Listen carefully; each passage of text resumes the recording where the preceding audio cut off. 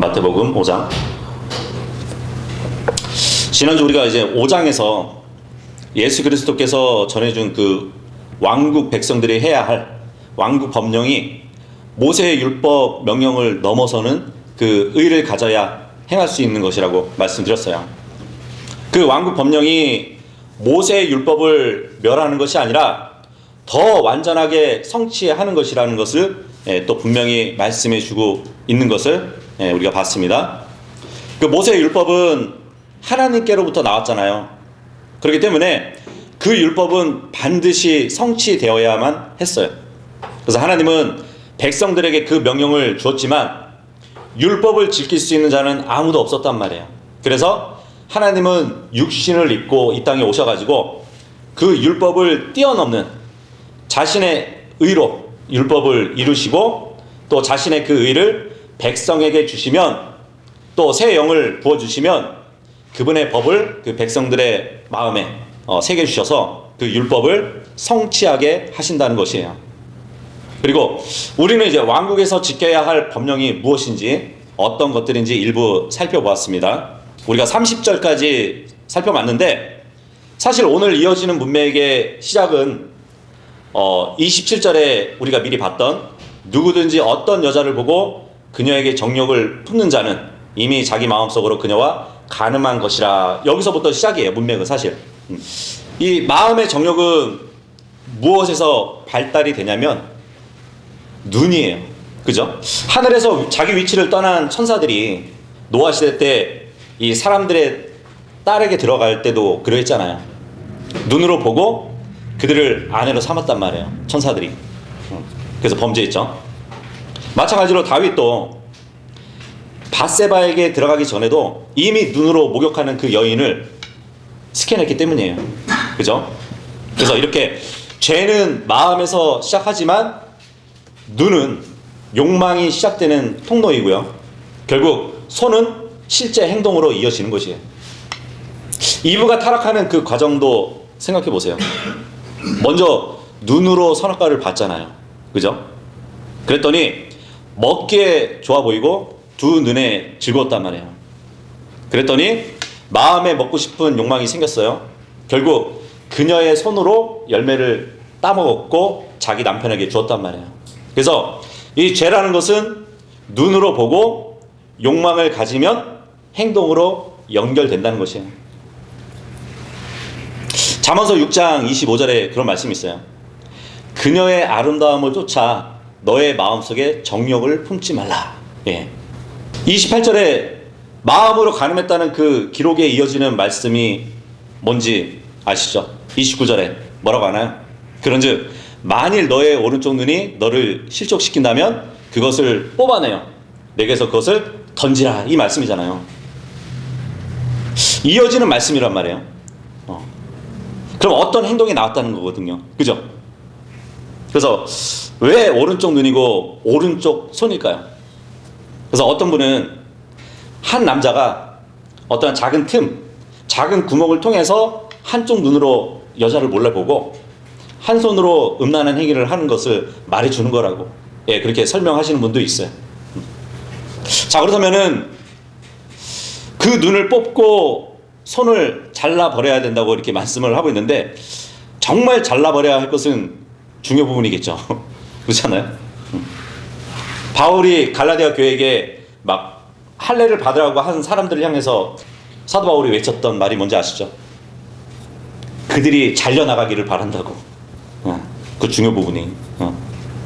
마태복음 19장 12절에 따르면 모태로부터 고자들로 태어난 자들이 일부 있고요. 사람들에 의해서 고자들이 된 자들이 일부 있대요. 그리고 하늘의 왕국을 위해서 스스로를 고자들로 만든 자들도 있다는 말씀이 있어요. 자신의 혼을 위해서 그렇게 스스로 잘라버린 자들이 있을 거라는 것을 또 말해주는 것 같기도 하죠. 어쨌든 뭐 합당한 상상력이긴 합니다. 한쪽 눈으로 틈새를 통해서 여자를 보고 한 손으로 음행을 한다.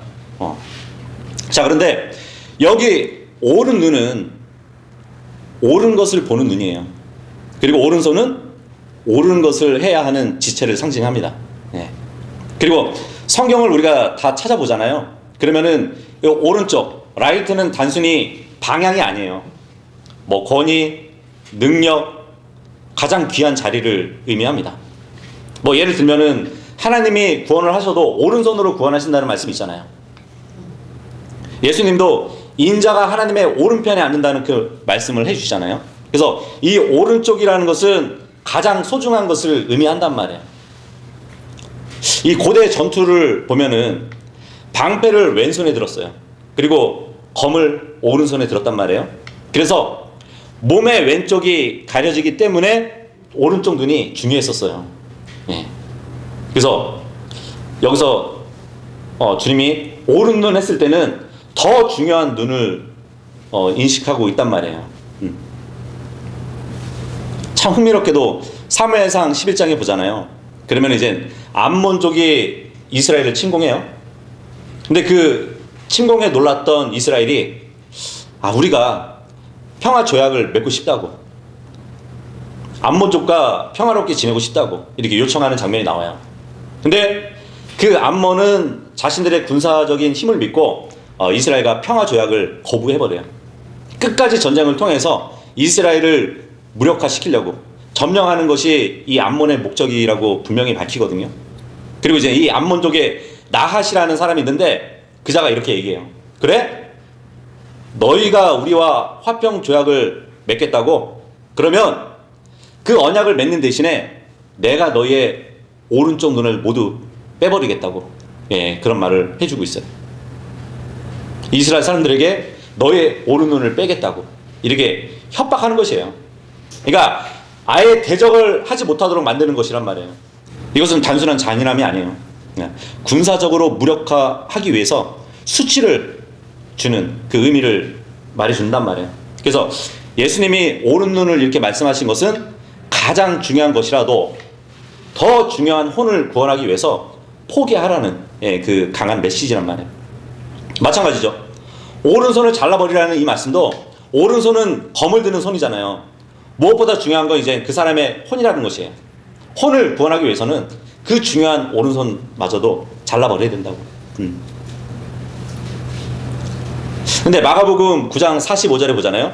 그럼 거기 보면은 하나를 더하고 있어요. 그리고 만일 너의 발이 너를 실족한다면 그것을 잘라버리라. 네가 쩔뚝이면서 생명으로 들어가는 것이 두 발을 가진 채 결코 꺼지지 않는 불속인 지옥으로 던져지는 것보다 나으니라, 이 말씀을 해주고 있어요. 그래서 육신의 지체보다는 혼이 중요하다는 것을 주님이 말씀해주고 있는 것이에요. 육신의 지체가 잘려도 결국 다시 회복될 수 있기 때문에. 근데 혼이 지옥으로 가면 다시 구원받을 수는 없어요. 근데 생각해 보세요. 예수님은 너희의 지체가 너희를 실족시키면 잘라버리라고 했잖아요. 근데 유대인들은 오히려 메시아가 자기를 실족시켰다고 그분을 십자가에 매달아 죽인 것이에요. 어쨌든 오늘 이어지는 이 이혼의 말씀을 보기 위해서는 먼저 간음으로 시작한 문맥과 그 간음으로 이어지는 행위를 기록한 문맥을 이어서 31절을 봐야 된다는 것을 지금 말씀드린 거예요. 31절, 32절 읽겠습니다. 시작. 이 말씀이 언급되어 왔으니 누구든지 자기 아내를 버리려고 하는 자는 그로 하여금 이혼 증서를 그녀에게 주도록 하라 한 것이라. 그러나 나는 너에게 말하노니 음행한 까닭이 아닌데도 자기 아내를 버리려고 하는 자는 누구든지 그녀가 간음하도록 초래하는 것이라. 그리고 이혼당한 그녀와 결혼하려고 하는 자는 누구든지 간음하는 것이라. 이 말씀의 문맥적으로 봐도 원래 28절의 말씀을 겨냥하고 있다고 보시면 돼요. 그러니까 주님은 여인을 보호하려는 그 목적에서 이 법을 말씀해 주고 있는 것이에요. 모세 당시에도 이혼 증서를 주라고 했었습니다. 모세 당시의 이혼 증서는 순전히 남편에 의해서 이루어질 수밖에 없었어요. 그러니까 여인으로서 자신의 지위와 인권을 보장하기 위한 안전 보장권으로 지금 주님이 제시해 주신 거란 말이에요. 이전에 이 이혼법은 차츰차츰 남자의 손 안에서 편리한 도구가 되어버렸어요.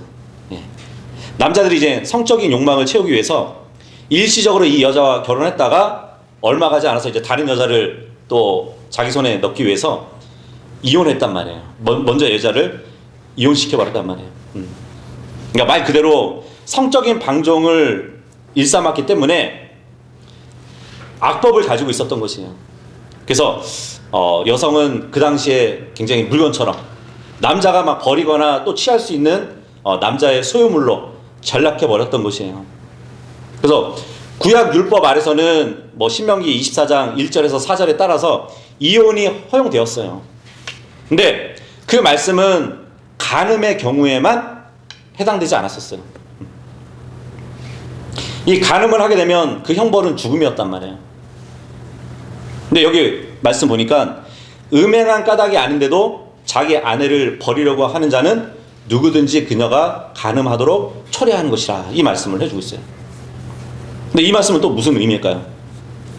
이것은 그 아내가 단순히 뭐 간음하는 여자가 된다는 뜻이 아니라, 생각해 보세요.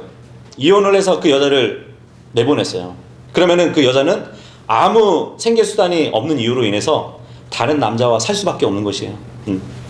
그래서 이 여자는, 이혼당한 여자는 본의 아니게 간음하는 여자가 된다는 뜻이에요. 그렇게 이전의 아내가 간음을 행하게 된다는 말씀을 해주고 있습니다. 그뿐 아니라 이제 누구든지 이혼당한 여자에게 장가드는 자도 간음을 범하게 되는 셈이라고 말씀해주고 있어요. 이렇게 왕국에서도 이혼을 감당하는 가정법원이 있다는 사실이에요. 예. 그래서 예수님은 또 하나의 익숙한 조항을 다루셨다는 것이, 예수님은 당시 유대 사회가 이혼을 비교적으로 쉽게 허용하는 그 분위기를 잘 알고 계셨던 것이에요. 그래서 율법의 최소 기준이 아니라 정말 창조 질서의 본래 의도가 남녀가 하나가 되는 것이었잖아요. 예, 그것을 보게 하신 것이에요. 그러니까 결혼은 계약이 아니라 정말 하나님 앞에서의 언약이란 말이에요. 정말 많은 부부가 관계를 쉽게 정리하는 것을 지금 이 시대에도 우리가 보고 있잖아요. 그래서 하나님이 묶으신 것을 너무 가볍게 풀고 있는 사람들이 많다는 것이에요. 그래서 오늘 말씀하신 이 구절을 잘 보면 예수님은 음행의 경우에 이혼을 허락하긴 하시지만 이혼을 명하신 것은 아니에요. 예, 그죠? 그래서 우리가 볼 수 있단 말이죠. 33절에서 37절까지 읽겠습니다. 시작. 또 한편 너희가 옛 시대 사람들에 의하여 언급되어 온 것을 너희가 들어왔나니 너는 스스로 거짓 맹세를 말고 오직 너희의 맹세들을 주께 수행할지니라 한 것이라. 그러나 나는 너희에게 말하노니 전혀 맹세하지 말라. 하늘을 두고도 하지 말라. 이는 그것이 하나님의 보좌이기 때문이요. 땅을 두고도 하지 말라. 이는 그것이 그분의 발등상이기 때문이요. 예루살렘을 두고도 하지 말라. 이는 그것이 위대한 왕의 도성이기 때문이라. 너는 너의 머리를 두고도 맹세하지 말라. 이는 네가 머리카락 한 가닥조차 희거나 검게 할 수 없기 때문이라. 오직 너희의 대화는 예는 예, 아니오는 아니오가 되게 하라. 이는 이것들 이상의 것은 무엇이든지 악에서 나오기 때문이라. 예. 주님은 이제 새로운 법을 제시하고 있습니다. 예. 여기에서 옛 사람들에 의하여 언급되어 온 것이라고 말씀해 주고 있는데, 이것은 구약 성경을 직접 인용한 것이 아니라 뭐 출애굽기 20장 7절이나 레위기 19장 12절, 민수기 30장 2절, 그리고 신명기 5장 11절에 보니까 그 내용들을 정확하게 축약한 것이라고 보면 돼요.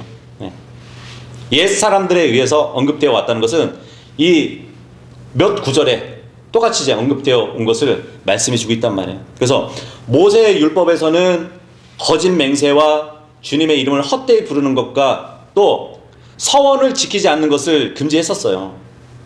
일단 주님의 이름이 언급되면 그 이름을 걸고 맹세를 하잖아요. 그러면은 반드시 지켜야 할, 하나님께 갚아야 할 채무자가 되는 것이었단 말이에요. 그래서 구약은 하나님께 대한 서원을 허락하고 있고 맹세도 인정을 했었어요. 뭐 창세기 20장 3절에도 보면 아브라함이 엘리에젤에게, 자기 종 엘리에젤에게 이삭의 아내를 자기 고향으로 데려올 것을 맹세하게 하는 부분도 있고요. 그리고 출애굽기 22장 11절에 보잖아요. 그럼 어떤 사람이 도둑으로 몰려요. 근데 자신은 정말 훔친 적이 없어요. 그래서 그 정직을 증명하기 위해서 무엇을 했냐면 주님 앞에 맹세하게 했었어요. 그러면 물어주지 않아도 됐었어요. 그 정도로 엄중했던 일이었거든요. 누군가가 물건을 훔쳤는데 경찰 앞에서 내가 안 훔쳤다고 하나님을 두고 맹세한다고 하면은 풀어주는 그런 일이 있었단 말이에요. 근데 지금 예수님은 왕국에서만큼은 전혀 맹세하지 말라고, 주님은 인간이 하는 그 맹세가 얼마나 거짓되고 쉬운가를 간파하고 계신 것이에요. 뭐 어떤 경우에는 처음에는 거짓말을 할 의도가 아니었는데 결국 거짓말이 되어버리고 마는 그 일이 있기 때문에 주님은 사람들의 마음을 너무 잘 하셨어요. 그래서 그런 맹세가 많으면 많을수록 본인뿐만 아니라 그 맹세에 관계된 사람들에게 상처를 줄 수 있거든요. 결국 죄를 지을 수 있기 때문에 주님은 전혀 맹세하지 말라고 하고 있어요. 아예 맹세를 하지 말라고 지금 법령을 선포하고 있는 것이에요. 하늘로도 말라요. 하나님의 보좌가 있기 때문에. 이 하늘은 원래 하나님의 창조물이잖아요. 근데 하늘을 두고 맹세한다는 것은 곧 그 창조물의 주인이신 하나님께 맹세하는 것과 같다는 얘기예요. 그 하늘의 보좌를 두고 계신, 통치하고 계시는 그 하나님을 두고 정말 경솔하고 습관적이게 또 위선적인 맹세를 한다는 것은 정말 하나님께 대한 모독이 될 수 있기 때문이에요. 그리고 하늘의 경우와 마찬가지로 땅을 두고도 맹세하지 말래요. 예수님은 지금 이사야서 66장 1절의 말씀을 인용하고 계시는 것이에요. 거기 보면 주님은 하늘은 나의 보좌요 땅은 나의 발등상이라 이 말씀을 해주고 계시거든요. 사도행전 7장 49절에도 스데반이 순교하기 전에도 인용을 했었어요. 예수님이 하늘로도 말고 땅으로도 말래요. 그러면서 예루살렘도 두고 하지 말래요. 왜냐하면 예루살렘은 위대한 왕의 도시이기 때문이다. 그죠? 근데 하늘과 땅을 두고 하지 말고 예루살렘을 두고 하지 말라는 이 말씀을 잘 보면 마치 대꾸법처럼 보이거든요. 하늘은 주님의 보좌고 땅은 주님의 발등상이니까 그것을 두고 맹세하지 말라고 하시고는 예루살렘은 위대한 왕의 도성이니까 맹세하지 말라는 것이에요. 자, 그런데 이사야서 6장 5절에 보면은 예언자 이사야가 현실을 딱 봐요. 현실을 보면서 무슨 말을 했는지 아세요? 나의 두 눈이 만군의 주이신 왕을 보았다, 이 말을 해요. 만군의 주가 왕이래요. 예. 자, 그렇다면 만군의 주가 왕이라고 한 말씀을 잘 보세요. 곧 지금 예수님이 하시는 말씀은 나는 하늘 시온산에 보좌를 둔 주 하나님이고 이 땅 시온산 예루살렘 도성의 위대한 왕이라고 말씀해 주고 있는 것이에요. 그죠? 예수님은 자기를 하나님으로 지금 말씀하시고 계신단 말이에요. 생각해 보세요.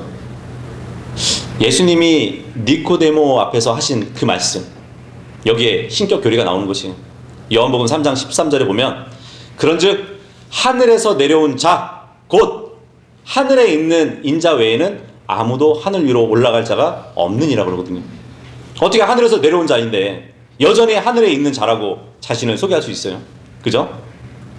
하늘에도 계시고 이 땅에도 계신 그 예수 그리스도가 하나님이시라는 것을 말씀해 주고 있단 말이에요. 그래서 결국 지금 예수님이 하시는 말씀은 나를 두고 맹세하지 말라는 얘기예요. 또 이것을 두고 보면은 재밌는 장면이 또 하나 나오거든요. 마태복음 26장 63절 한번 펴보도록 할게요. 마태복음 26장 63절 한번 보세요. 마태복음 26장 63절에 보면은 이런 말씀을 합니다. 그러나 예수님께서 자신의 침묵을 지키셨더라. 이에 대제사장이 그분께 대답하여 말하기를 내가 너에게 살아계신 하나님으로 언명하노니 네가 하나님의 아들인 그리스도인지를 너는 우리에게 알리라 하였더라. 이 말씀이 뭐냐면 내가 맹세한다는 얘기가 아니라 너가 하나님 앞에서 맹세해 보라고 하는 말이에요. 내가 하나님께 맹세하여 너에게 말한다 이 말이 아니라 너가 하나님의 아들 그리스도라고 하나님을 두고 맹세하라고. 그때 뭐라고 말씀하시는지 보세요. 64절에 예수님께서 그에게 말씀하시기를 네가 말하였도다. 그럼에도 불구하고 나는 너에게 말하노니 이후로는 인자가 권능의 오른편에 앉아있는 것과 하늘의 구름들 가운데 오는 것을 너희가 보리라 하시니라. 그래, 너가 말했네. 나는 하늘 보좌에 앉아있다가 그 하늘에서 내려올 하나님이라고. 그러면서 예수님은 스스로 맹세하고 있는 것이에요. 예. 왜요? 예수님은 하나님이시니까. 하나님이 하나님을 두고 맹세하고 있는 상황이에요 지금. 히브리서 6장 13절에 그런 말씀이 있잖아요. 하나님께서 아브라함에게 약속하셨을 때 그분께서 더 위대한 일을 두고 맹세할 수 없는 까닭에 친히 자신을 두고 맹세하셨다는 말씀이거든요. 근데 지금 예수님은 스스로 하나님이시기 때문에 자신을 두고 맹세하는 것과 마찬가지예요. 사람들은 주님을 두고 맹세할 수 없지만 주님은 친히 자신을 두고 맹세하실 수 있는 분이란 말이에요. 그래서 마태복음 지금 5장 36절에 너는 너의 머리를 두고도 맹세하지 말래요. 이는 네 머리카락 한 가닥조차도 희거나 검게 할 수 없기 때문이라. 머리카락을 두고 맹세하지 말래요. 구약에 보면요 나시린이 나오잖아요. 주님께 전적으로 자신을 드리는 사람을 나시린이라고 부른단 말이에요. 근데 이 나시린이 기간이 있어요. 하나님께 서원하고 그 서원한 기간이 딱 종료가 되잖아요. 그럼 그동안에 길렀던 머리를 다 밀어요. 그리고 나서 하나님과의 특별한 그 관계, 헌신에 대한 의미가 끝났다는 것을 공식적으로 나타내기 위해서 머리털을 밀고 그 머리카락을 취해가지고 화평 희생 제물 아래 불 속에다 딱 집어넣어요. 이제는 생활 전체를 드리는 그 나시린의 까다로운 규제에서 벗어났다고. 이제는 평범한 삶으로 돌아간다는 것을 가리켰단 말이에요. 근데 그런 것처럼 주님이 말씀하시는 것이에요. 자신을 온전히 드리면서까지 하는 그 맹세조차도 하지 말라고. 사람은 자신의 머리카락을 담보로 주님께 드리면서 서원을 하겠지만 그 사람이 그 머리카락을 위해서 무엇을 했나요? 뭐 샴푸질을 잘했나요? 아니면 기름을 잘 바르고 가꿨나요? 사실 이 머리카락이 사람 신체에서 가장 중요한 부분이기도 하지만 이 머리카락도 하나님과 관련된 부분이란 말이에요. 마태복음 10장 30절에 보면은 하나님은 사람들의 머리카락을 계수하신 분이라고 말씀해주고 있어요. 하나하나 머리카락을 세신 분이래요. 근데 사람들은 그 머리카락을 위해서 무엇을 했나요? 뭐 좀 이쁘게 보이려고 파마 하나 했지. 그리고 머리카락의 색이 노년이 되면은 하얗게 되고요. 청년 때에는 검게 있잖아요. 그 연수를 정하시는 것도 역시 하나님께 속한 것이란 말이에요. 하나님은 자신이 지켜야 할 자를 향해서 머리카락 한 올도 땅에 떨어지지 않게 하신다는 그 표현도 성경에 자주 사용하시거든요.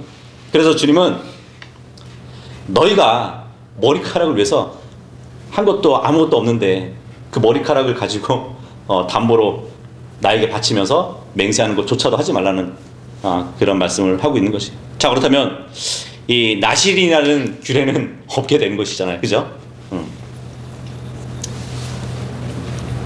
그래서 주님은 오직 너희의 대화가 예는 예, 아니오는 아니오라고 명백히 하라고 말씀해주고 있어요. 하나님을 두고 맹세하지 말라고요. 생각해 보세요. 맹세가 필요하다는 것은 그만큼 그 자신의 삶이 진실하지 못하다는 증거가 될 수도 있어요. 그렇죠? 주님은 모든 사람을 아시기 때문에 차라리 죄를 범하지 않는 안전한 길을 제시해주고 있는 것이에요. 우리 또한 뭐 언행이 일치한다면 정말 참된 그리스도인이라고 불리겠지만 정말 맹세가 필요하지 않을 정도로 정직하고 올바른 원칙에 서 있는 그런 삶을 살아간다면 좋겠지만 우리조차도 정직하지 못할 때가 있잖아요. 그래서 주님은 사람들의 그 마음을 잘 아시기 때문에 그들을 정말 죄를 범하지 않고 안전한 길에 있게 해 주시기 위해서 맹세라는 그 규례를 없애신 거란 말이에요. 네. 근데 예수님의 제자 야고보도 주님의 말씀을 그대로 인용을 했습니다. 야고보서 5장 12절에 보니까 나의 형제들아 무엇보다 맹세하지 말라. 하늘로도 말고 땅으로도 말며 그 밖에 맹세로도 말라. 다만 너희는 예는 예가 되게 하고 너희의 아니오는 아니오가 되게 하라. 이는 너희로 하여금 정죄에 빠지지 않게 하려 함이라. 그죠? 정직한 사람은 사실 맹세가 필요 없어요. 이 신뢰 관계라는 것은 맹세가 아니라 그 서로 간의 인격에서 나오는 것이에요. 그죠? 사람은 머리카락 하나도 희거나 걷게 할 수 없는 존재란 말이에요. 자신의 미래조차 통제할 수 없는 존재란 말이에요. 그런 인간이 자신의 말을 절대적으로 장담하는 그 맹세를 하는 것은 오히려 교만이라고 볼 수 있는 것이에요. 38절에서 42절까지 시작. 너희가 사람들에 의하여 언급되어 온 것을 들어왔나니 눈에는 눈으로 이에는 이로 갚으라 한 것이라. 그러나 나는 너희에게 말하노니 너희는 악에게 저항하지 말라. 다만 누구든지 너희의 오른뺨을 치려고 한다면 그에게 반대쪽도 돌려대라. 그리고 만일 어떤 사람이 너를 법에 고소하여 너의 웃옷을 빼앗고자 한다면 그로 하여금 너의 망토까지 가져가게 하라. 그리고 누구든지 너희로 하여금 강제로 1마일을 가게 한다면 그와 함께 2배를 가게 하라. 너에게 구하는 자에게 주고 너에게 빌려주는 자에게 너는 외면하지 말라. 예. 눈에는 눈으로 이에는 이로 갚으라. 이 말씀은 이제 출애굽기 21장 24절이나 레위기 24장 20절 그리고 신명기 19장 21절에 기록된 말씀이에요. 자, 그런데 오해하지 말 것은 너가 그렇게 당했으니까 너도 똑같이 갚아줘 라는 뉘앙스라기보다는 너가 그 정도의 해를 입었으니까 상대방의 보복도 그 정도를 벗어나면 안 돼, 이것이었어요. 그러니까 개인적인 보복을 제한시키는 것이에요. 더 넘어가지 않게. 그러니까 사회적 문제를 해결하고자 한 의도였단 말이에요. 근데 이것은 개인이나 가족에게 직접 복수할 것을 허용하지 않았었어요. 그러니까 법정에서 취할 규정이었단 말이에요. 그 개인에게 빠따를 주면서 야 너도 때려 이렇게 한 것이 아니었단 말이에요. 근데 유대인 재판관들 중에는 종종 꼭 그렇게 해야겠냐고 그냥 돈으로 배상해 주라고 그러면서 법을 약화시켰어요. 근데 왕국에서는 이런 보복을 완전히 폐지하고 있어요.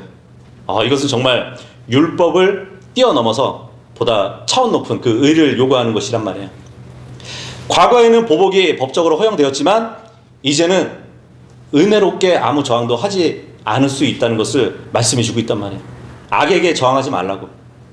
누가 오른뺨을 치려고 한다면 치려고 할 때 돌려대라는 건가요? 여기서 이제 치려고 할 때라는 느낌은 이제 번역상의 표현이고 실제 의미는 이미 맞았을 때의 상황을 말하고 있는 것이에요. 뺨을 치거든 그에게 반대쪽 뺨도 돌려대라는 말씀이에요. 예. 보통 이제 중동에서는 이 왼손의 유일한 용도가 화장실에서 용변을 보잖아요. 그러면은 뒤처리하는 데 사용된 게 왼손이었어요. 그래서 사람을 왼손으로 이렇게 가리킨다든지 아니면 식사 때 왼손을 식탁에 올려 놓는다든지 그리고 약속할 때 왼손을 내미는 행위는 큰 신뢰가 돼요. 네. 근데 이런 배경을 알 때 예수님이 산상설교에서 말씀하신 구절을 이해할 수 있는 것이에요. 뺨을 때리는 것은 이 수치심을 주려는 게 목적이잖아요. 그렇기 때문에 손바닥으로 때리는 것이 아니라 손등으로 쳤어요. 네. 그러면 상대방의 오른뺨을 칠 때는 어느 손으로 칠까요? 아니죠. 오른쪽 손 등으로 치는 것이에요. 그죠? 그럼 왼쪽 뺨은 왼손 등으로 이렇게 치게 되는 것이란 말이에요. 그러니까 예수님은 누군가 네 오른뺨을 치거든 왼뺨도 돌려대라는 말씀을 해주고 있는 것이에요. 이 왼뺨을 만든다는 것은 바로 상대방의 왼손 손등으로 만든 것이잖아요. 화장실에서만 사용되는 그 왼손의 손등으로 만든다는 것이에요. 이것은 정말 세상을 살아가면서 그리스도인으로서 당할 수 있는 그 어떤 수치와 모욕도 감내하라는 영적인 적용으로도 우리가 또 배울 수 있다고 할 수 있겠죠. 근데 우리는 어떤가요? 정말 모욕을 당해서 자존심을 지키기 위해서 똑같이 대응하지 않나요? 우리는 보통 이렇게 반응하잖아요. 무시당하면 나도 똑같이 갖고 싶다고. 상처받으면 나도 되돌려주고 싶다고. 하지만 예수님은 말씀하고 있는 것이에요. 보복은 하나님께 맡기라고. 왜냐하면 하나님이 최종 재판장이기 때문에 우리는 상대방에게 직접 보복하지 말고 하나님께 맡겨야 되는 것이에요. 자, 그리고 40절에 보면 그리고 만일 어떤 사람이 너를 법에 고소하여 너의 웃옷을 빼앗고자 한다면 그로 하여금 너의 망토까지도 가져가게 하라. 예. 여기서 법에 고소한다는 것은 이제 법정에 데려가서 소송을 건다는 뜻이겠죠. 그러니까 이런 상황인 것이에요. 누군가가 나에게 빚이 있거나 어떤 이유로도 이제 법적으로 소송을 걸어서 이 상대방의 옷을 담보나 배상으로 가져가게 하려는 그런 상황이란 말이에요. 근데 출애굽기 22장 26절하고 27절에 보잖아요. 그러면은 사람이 겉옷을 담보로 잡으면 해질 때는 돌려주라고 해요. 왜냐하면 그 옷으로 인해서 그 잠을 잘 때 덮는 옷이기 때문에 돌려주라는 것이에요. 저녁에는 추우니까. 근데 여기서 웃옷 하면은 마치 겉옷같이 보이잖아요. 그죠? 옛날 우리나라에서도 웃옷 했을 때 이 웃이라는 말이 위에 있는 기본적인 옷이라는 의미로 쓰였습니다. 이스라엘 사람들은 기본적인 옷을 입고 그 위에 판초이 비슷한 그 옷을 덧입었단 말이에요. 그러니까 여기서 웃옷 했을 때는 뭐 겉에 입는 옷이 아니라 망토 안에 입는 옷이기 때문에 속옷이라고 이렇게 이해하시면 돼요. 우리 완전 속옷하고 다른 옷입니다. 네. 그러니까 지금 법정에서 너의 속옷을 내놔라 이렇게 요구를 한단 말이에요. 그럼 보통 사람은 싸우거나 억울해하거나 최소한 자기 권리를 주장해요. 하지만 주님은 이렇게 말하고 있는 것이에요. 망토까지 벗어주라고. 이 망토가 겉에 입는 옷이란 말이에요. 근데 사실 이렇게 되면 굉장히 충격적인 장면이 연출돼요. 이 당시 문화에서는 상황이 이상해진단 말이에요. 왜냐하면 웃옷을 주고 망토까지 주잖아요. 그러면은 벌거숭이가 되는 것이에요. 이 망토라는 것은 슈퍼맨이 달고 다니는 그런 망토가 아니에요. 이스라엘 사람들이 밤에는 이불처럼 덮을 수 있도록 그렇게 만든 겉옷이란 말이에요.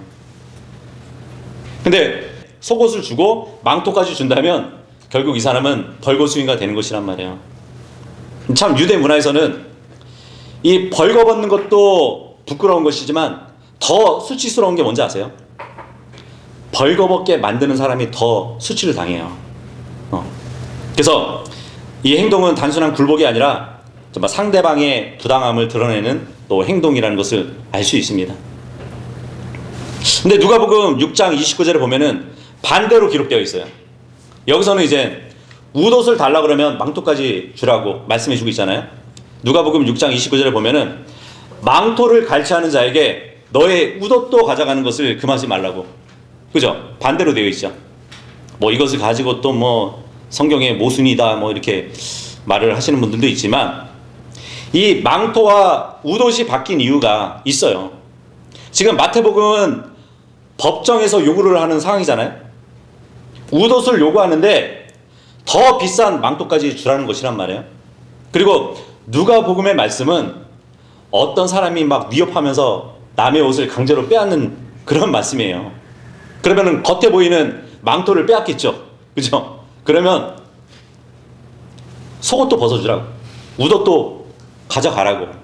이렇게 말을 하는 것이에요. 그래서 조금 의미가 다릅니다. 그래서 41절에 보니까 그리고 누구든지 너로 하여금 강제로 1마일을 가게 한다면 그와 함께 2배를 가라 그럽니다. 여기서 강제로 가게 한다는 이 말을 주의 깊게 봐야 돼요.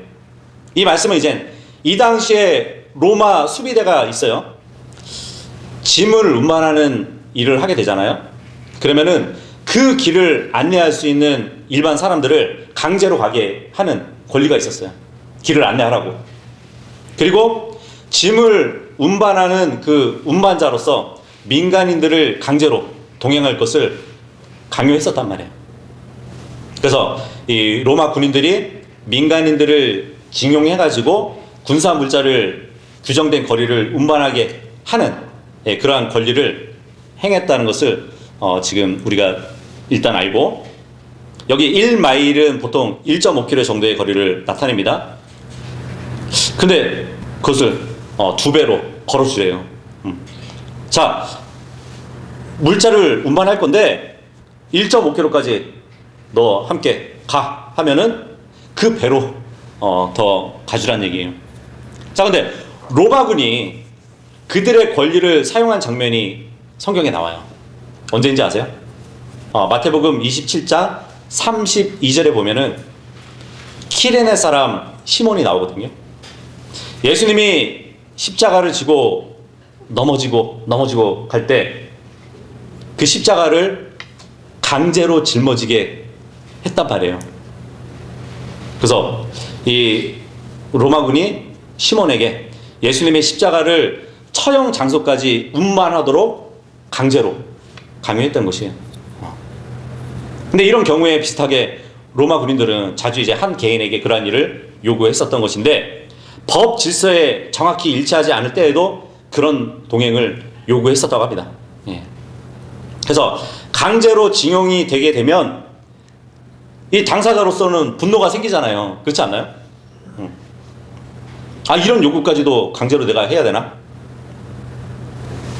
근데 그런 경우에도 예수님은 앙심을 품거나 복수심에 불타지 말고 도움을 줘야 한다는 것을 말씀해 주고 있는 것이에요.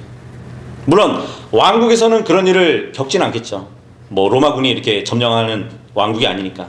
근데 다른 대상에게도 같은 적용을 하고 계시는 것이에요. 자, 그리고 42절에 보니까 너에게 구하는 자에게 주고 너에게 빌리려 하는 자에게 외면하지 말라고 말씀해 주고 있습니다. 이 말씀도 이제 출애굽기 22장 25절이나 레위기 25장 37절, 신명기 23장 19절의 말씀대로 무이자로 돈을 빌려주도록 명령하고 있거든요. 관대한 마음을 요구하고 있단 말이에요. 그래서 이웃을 향해서 열려진 그 마음의 자세, 더 나은 의미를 다루고 있다는 얘기예요. 근데 이 구절이 의미하는 것은 뭐 돈을 꾸고자 하는 사람에게 무한정으로 돈을 주라는 명령은 아니에요. 구하는 자에게 무조건 주어야 한다는 그런 말씀이 아니란 말이에요. 뭐 그렇다면은 뭐 살인자에게 칼을 줘야겠죠. 그죠? 이렇게 주님은 4가지의 법령을 말씀하셨는데, 이 새로운 율법의 규정을 만들고자 하는 것이 아니었어요. 왕국 법으로 율법을 성취하고자 하는 일이었습니다. 이 왕국법은 율법의 의를 뛰어넘기 때문에. 그래서 주님은 구약 시대의 복수와 보복으로 살지 말고 선으로 악을 이기라는 것이에요. 그럼 악에게 저항하지 말라는 이 말씀은 무슨 뜻일까요? 마음속에 불만이 가득 차 있어도 참고 대적하지 말라는 말씀일까요? 그렇진 않아요. 여기 예수님의 말씀은 단순히 참는 것에 그치지 말고 적극적인 그 선의 영향력으로 상대의 생각이나 행동을 변화시키라는 말씀이에요. 물론 그리스도인의 삶에서도 충분히 적용할 수 있겠죠. 근데 이 본문을 문자적으로 적용하면 또 문제가 돼요. 오른쪽 뺨을 때린 사람에게 기어이 왼쪽 뺨을 들이대면서 더 때려달라고 하면은 어떻게 될까요? 그런 행동은 지금 본문의 취지에 맞지 않거든요. 오히려 그런 행동은 도발이 돼요. 상대방을 격분시킨단 말이에요. 그렇지 않나요? 예수님도 요한복음 18장 22절하고 23절에 보잖아요. 그러면 유대인 관원들 중에 하나가 손바닥으로 예수님의 뺨을 때립니다. 예수님도 뺨을 맞으셨단 말이에요. 어떻게 하셨을까요? 뺨을 맞으신 후에 다른 뺨을 돌려대셨을까요? 안 그러셨어요. 어찌하여 너가 나를 치느냐고, 예, 그렇게 말씀하셨습니다. 그리고 웃옷을 빼앗는 사람에게 구태여 망토까지 꼭 벗어줘야 할까요? 뭐 그럴 필요가 있는 경우에는 그럴 수도 있겠지만 대부분 사람들의 상식과 감정에 맞지는 않는 일이에요. 그리고 1마일을 간 후에 다시 1마일을 더 가겠다고 우겨야 될까요? 꼭 그렇게 가지 않아도 돼요. 그래서 우리는 주님의 말씀의 참뜻이 무엇인지를 잘 생각해 봐야 돼요. 그러니까 예수님께서 모세의 율법과 비교해서 하신 이런 말씀들은 행위 자체보다는 그 의도를 중요하게 여기시는 거란 말이에요. 29절 다시 보시면, 그러지 만일 너의 오른쪽 눈이 너를 실족시킨다면 그것을 뽑아내어 내게서 그것을 내던지라. 이와 같은 말씀이 뭐 대표적인 예라고 볼 수 있는데, 물론 이 말씀도 극단적으로 보면 문자적으로 그럴 수 있다고 보여지기도 해요. 그죠? 근데 만일 이 말씀을 정말 그대로 실행해야 된다면 이 천년왕국대에는 눈을 제대로 가지고 있는 사람이 몇 명이나 될까요? 천년왕국의 모든 환경은 완전한데 사람들은 막 장애인들이 돌아다녀요. 좀 엄마를 싸겠죠? 그래서 본문도 문자적으로 그렇게 해줄 수도 있지만 그보다는 먼저 율법을 넘어서는 그 의로움으로 악을 대하는 왕국 백성의 마음 자세를 말씀해 주고 있다고 볼 수 있단 말이에요. 뭐 몇 가지가 있겠죠. 첫 번째는 용서의 마음을 갖는 것이에요. 악을 용서하고 오히려 불쌍히 여기는 그 마음. 예수님께서 십자가에서 보여주신 그 자비하심. 아버지, 저들을 용서해 주옵소서. 이는 저들이 자신들이 무엇을 하는지 모르기 때문이다. 그러셨잖아요. 그죠? 용서의 마음이 없으면 왼쪽 뺨 이야기는 나올 수도 없어요. 그렇지 않나요? 데살로니가전서 5장 15절에도 보면 아무도 어떤 사람들에게든지 악을 악으로 대갚지 않도록 주의하라 그래요. 다만 언제나 선한 것을 따르되 너희 자신 가운데서와 모든 사람들에게 다 그리하라 그래요. 왕국 법령하고 똑같은 말씀인데 데살로니가전서의 말씀은 교회에게 주신 말씀이에요. 네. 그리고 베드로전서 3장 9절에도 보면 악을 악으로도 또는 욕설을 욕설로 돌려주지 말라. 오히려 반대로 축복하라. 너희가 복으로 부르심을 받았음을 아나니 너희가 복을 상속받게 하려 함이라. 이 말씀을 해주고 있단 말이에요. 그러니까 우리도 왕국 법령이라고 해서 우리가 지킬 필요가 있나, 이렇게 생각하지 말고 우리가 교리적으로도 또 똑같이 해주는 말씀이기 때문에 지켜야 되는 것이에요. 두 번째는 오래 참는 마음이에요. 불의한 일을 당하고도 반격하지 않고 복수심을 갖지 않고 화가 막 끓어오르지 않도록 조용히 참는 그 마음. 그것은 용서하기 때문에 그것도 가능하겠죠. 자, 그리고 셋째는 단지 눈앞에 닥친 일만 겨우 참는 것이 아니라 뭐 큰 악이나 수모가 올지라도 참을 수 있다는 여유 있는 그 마음이에요. 이것이 오른쪽 뺨을 손등으로 쳐서 나에게 모욕을 가한 사람이 다시 다른 뺨까지 치려고 덤벼들 때 그마저도 참을 수 있는 마음을 가지라는 것을 예수님이 하신 것이란 말이에요. 물론 어렵죠, 이것은. 하지만 하늘의 왕국 백성은 이미 그 왕국에 들어갈 때 주님의 법을 내면에 기록해 주시고 새 영을 주시기 때문에 가능하게 될 것이에요. 근데 우리 그리스도 안에 사는 사람들, 우리들은 이제는 내가 사는 것이 아니고 내 안에 그리스도께서 사시기 때문에 그것이 오늘날도 가능한 것이에요. 이것이 원수까지도 사랑하는 그리스도의 마음이기도 하잖아요. 그래서 마태복음 5장에 나오는 이런 말씀들을 꼭 그렇게 행해야 된다는 것도 뭐 가능하겠지만 그 행의 문제가 아니라 그렇게까지도 할 수 있어야 한다는 왕국 백성의 마음의 문제를 다루고 계시단 말이에요. 그러기 위해서는 용서와 인내, 그리고 지금보다 더한 것까지 견딜 수 있는 성숙한 신앙의 자세가 필요한 것이란 말이야. 원수까지도 사랑하는 그리스도의 마음도 왕국 백성에게 있어야 되는 것처럼 그 그리스도의 영이 우리 안에 있기 때문에 우리도 원수까지 사랑하는 그 그리스도의 마음을 지닐 수 있는 모두가 될 수 있기를 바라겠습니다. 시간상 43절부터 마지막 구절까지는 다음 주에 보고 6장 넘어가도록 하겠습니다.